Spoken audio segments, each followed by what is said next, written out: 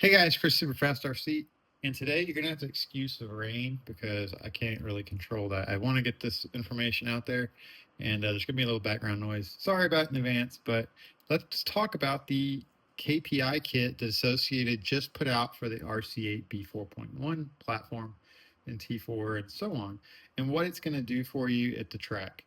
So first thing, let's look at the differences between the RC8B4 and the B3 and where the differences are going to show. So basically, it's going to be in the front hub. So on the B3, sorry, excuse my dirty old car here, but it is an old car. You see how that hub has that inclination there? So that is what we're trying to achieve on the new car.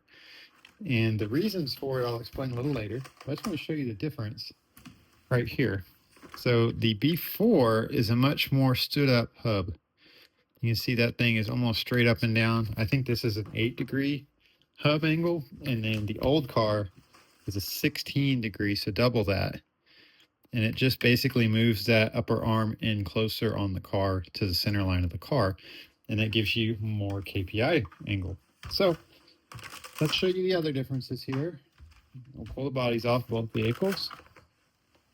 And basically, the other part that changes between the B4 and B3, so the B3 has this narrow front tower and rear pivot block. You see that's much narrower than over here on the RC8B4 or B4.1. This is a B4.1, but it's the same on the B4. That's a much wider front pivot, and that brings that upper arm further out to stand that hub up like it is so. And you can kind of see, if you look at them real close, how much wider that front pivot is on the B4.1. So basically, that's the physical differences between the two different kits. Excuse my dirty cars. Just ran a 30-minute main with this one the other day. Haven't had a chance to clean it. And then, like I said, this is just an old car. Anyway, let's talk about what Associated is doing to the B4.1 platform with this new kit and how it's going to help you track. So here's my e-buggy. This is the first car I've done the mod on, and it worked great, guys. So basically, this is the B4 tower, the B4.1 tower. It's designed for the wide pivot. Here's the wide rear pivot. And you can see there, that comes out. And then basically, you bolt in the B3 pivot right there, pivot block. And then there is a new design tower, front tower, that is much narrower. You can see the difference there where the pills go in.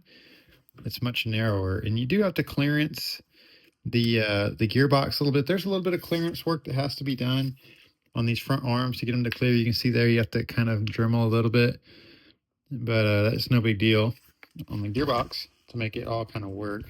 And there's very good instructions. I think Associated has put out a video actually showing you how to do the mod. And I think you have to grind a little bit on the blocks here on this bottom piece here to kind of reverse them so they'll go correctly on the car with the different steering setup. So the parts needed, you can buy the whole kit. I think it's kind of out of stock right now. I got mine from Shell. They do offer the kit from the pro shop, but you can also order it from Associated. I think it is out of stock currently, but you can buy the parts a la carte, and that's kind of what I've done. I'm going to do my e-truggy next, my T4E, because of the success I had with this over the weekend, guys. So if you're going to do it a la carte, this is the steering blocks you'll need. This is the old B3 parts. You'll need the B3 pivot. I don't have the part number on that handy. And then I think you'll need the tower as well. You'll need the new tower for the buggy or truck. There is a new tower out for the truck as well. They have it on the website. I'll put links in the description so you can kind of figure it out if you want to build the kit on your own, or if you just want to wait for the pre-assembled kit with the instructions to come back in stock.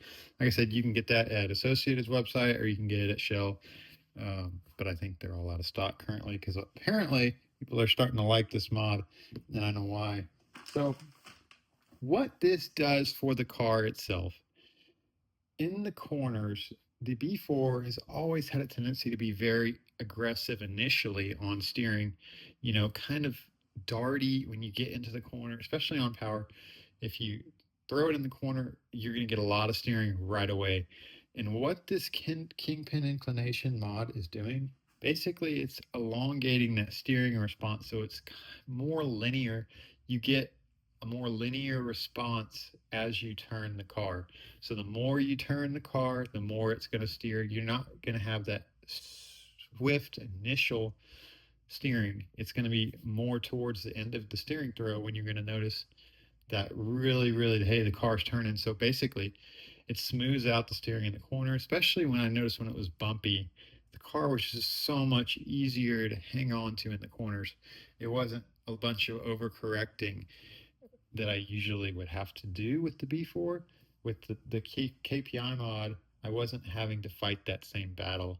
And I was having much more consistent lap times. In my lap time in my e-buggy expert main was like 0.5 seconds off the fastest guy. So that's really good for me. And it was consistently fast lap after lap. And I think that just going to show that the car is just so much more easier to drive on the surfaces that are kind of looser or bumpy with this new KPI mod. Now, if you're on high traction, it's my understanding that you might want to stay with the B4 setup with the 8-degree KPI blocks. But if you're on the lower traction, bumpier, rougher surfaces, and you're running like the rear wheelbase weight balance setup, maybe you should try this new KPI kit and kind of just toy with it and see what you think. You will need to change, obviously reset your camber here. That's going to change when you do the mod. The caster doesn't change, but your camber will, so you might have to add some ball shims to get your camber back where you want it. And that's really the only extra part that is not included with the KPI kit that you might need is some ball shims. But I think that's included with your buggy anyways, so it's not a big deal. But yeah, no, guys, I think it's a game changer. I think you should try it if you're fighting the car being a little over aggressive, you feel in the corners, and it's just hard to hang on to. Or, you're going down the straightaway and you need to make a little adjustment and it just goes too far. And you end up the car kind of doing this number back and forth, trying to get that car back straight.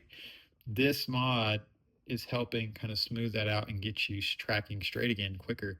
And I don't know really why, but I felt that way. So I'm not an engineer. I don't know why this does this, but I can definitely tell you firsthand from driving the car with the mod that it definitely made a difference for me. And I'm going to recommend it for, like I said, rougher, looser dirt surfaces and situations where you feel the car is being a little over aggressive and you want to tame down that steering more so than just doing your normal things like widening the rear hub or changing different things with your links.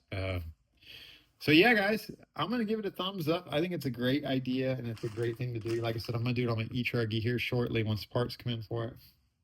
Because I'm gonna tell you this, normally on a good day, I'm faster with my e-truggy in every aspect than I am with my e-buggy. But this weekend, I would have totally done better in my e-truggy main if I was driving this car, because the e-truggy was slower for me across the board. This car was faster with the KPI mod. And like I said, usually with the bigger tires, more traction, more contact patch, I'm faster with the e-truggy. Not so anymore. So yeah, guys, give this a try. I'm gonna put links in the description, like I said, so you can go check the mod out. I'll put links to Shell and AE where you can pick up the parts. And thanks for watching, guys. If you have any questions, let me know. We'll see you in the next one.